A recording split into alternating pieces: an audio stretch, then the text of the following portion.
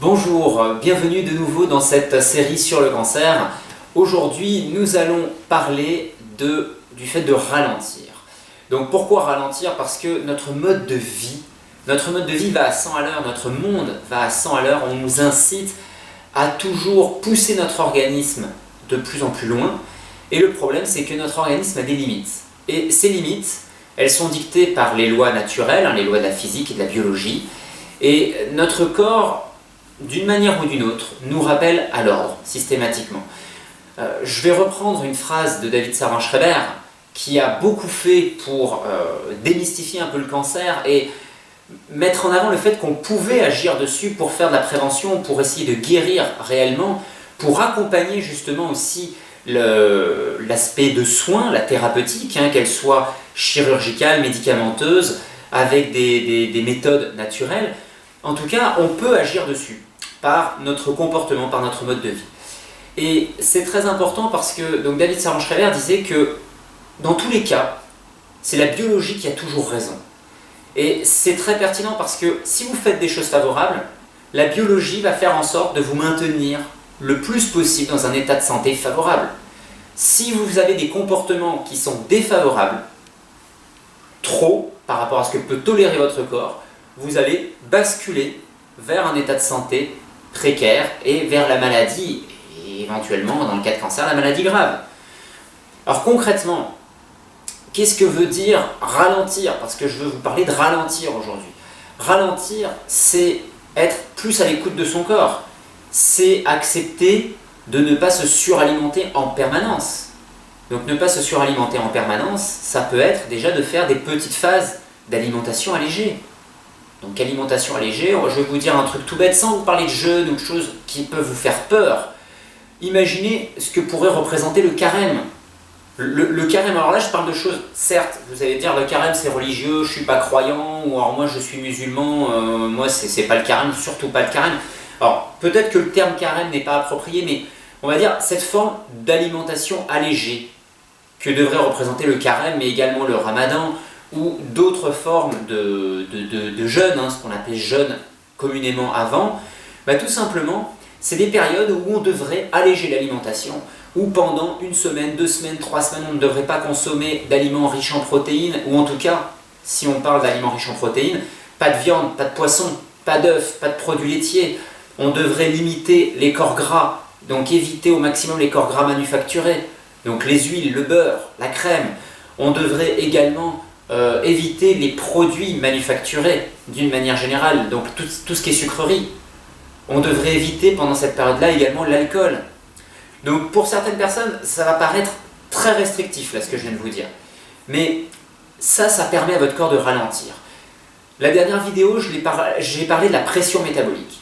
Quand vous réduisez la quantité de protéines pendant une certaine période, vous allez pouvoir souffler. Peut-être que vous avez déjà entendu parler du régime hyperprotéiné. C'est même pas peut-être, vous avez sûrement entendu parler de ça. Le régime hyperprotéiné met le pied sur l'accélérateur. On augmente le métabolisme. Là, on va réduire notre métabolisme en allégeant. Donc si pendant une quinzaine de jours, une vingtaine de jours, vous n'avez pas d'aliments protéinés riches en protéines, vous n'êtes pas en carence, vous aurez quand même des protéines dans votre alimentation. Mais par contre, vous aurez moins de stimulants métaboliques. Si vous mangez des noix ou des légumes secs tous les 2 jours ou 3 jours, vous avez quand même des aliments qui sont assez riches en protéines. Mais il faut que vous ayez, pendant une certaine période, pendant des fenêtres en gros, ou des périodes allégées, où vous n'avez pas cette pression métabolique, donc où vous arrivez à freiner. Vous allez freiner votre métabolisme. Et en freinant votre métabolisme, sur le plan alimentaire déjà, vous allez aider votre corps à souffler. Ça c'est la première chose, pour freiner. Donc jouez sur l'alimentation, faites-vous des fenêtres. Que vous soyez malade ou pas, faites-vous des fenêtres comme ça d'alimentation allégée. Maintenant on peut aller plus loin. On peut aller plus loin pour freiner. C'est-à-dire on peut retirer les féculents et avoir une alimentation pendant 10 jours, 15 jours, avec des fruits, des légumes. Et principalement des légumes en quantité. Là déjà on va aller encore un stade plus loin. Parce qu'on va réduire encore plus. Maintenant pour les personnes qui ont des cancers, je leur conseille de ne pas réduire, de chercher à aller trop vite dans la réduction. Passez déjà par ce premier stade pendant peut-être 15 jours, 3 semaines.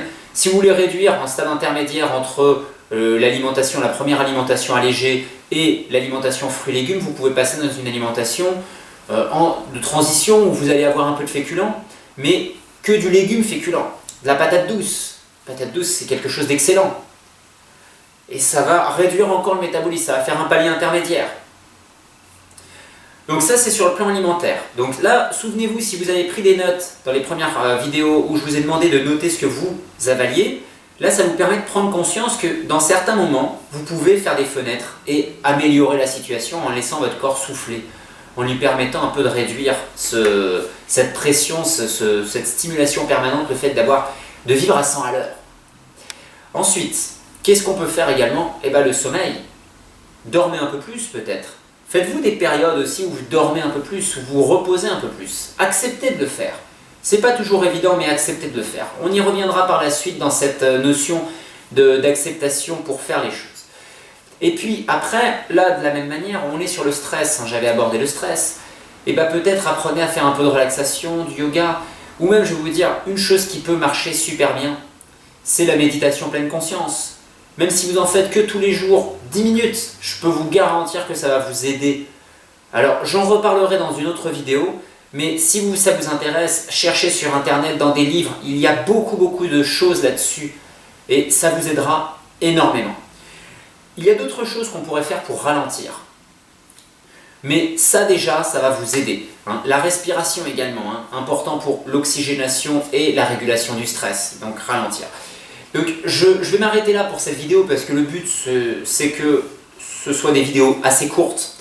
Donc je reste sur cette synthèse, mais comprenez que l'alimentation va jouer un rôle important, mais que si vous voulez ralentir aussi, il va falloir agir sur le sommeil, sur le stress, donc la respiration, ça va vous aider. Donc je reviendrai là-dessus dans les prochaines vidéos, je vais revenir dans la prochaine précisément sur l'alimentation. Mais voilà, pour cette vidéo, donc en tout cas, apprenez à ralentir. Si vous arrivez à ralentir au quotidien, c'est mieux, mais déjà, offrez-vous des fenêtres dans l'année, au moins minimum une fois de 15 jours, mais ce serait mieux de faire au moins 2 à 3 fois 15 jours dans l'année, voire plus. Ça peut être plus long que 15 jours, où vous faites des fenêtres et vous mettez votre corps au calme. Vous levez le pied, vous mettez le pied sur le frein au lieu d'avoir le pied sur l'accélérateur. Et je peux vous garantir que ça, en termes de prévention, ça va vous aider de manière très efficace. Je vous dis au revoir et je vous retrouve donc dans la suite pour une prochaine vidéo sur le cancer. À bientôt!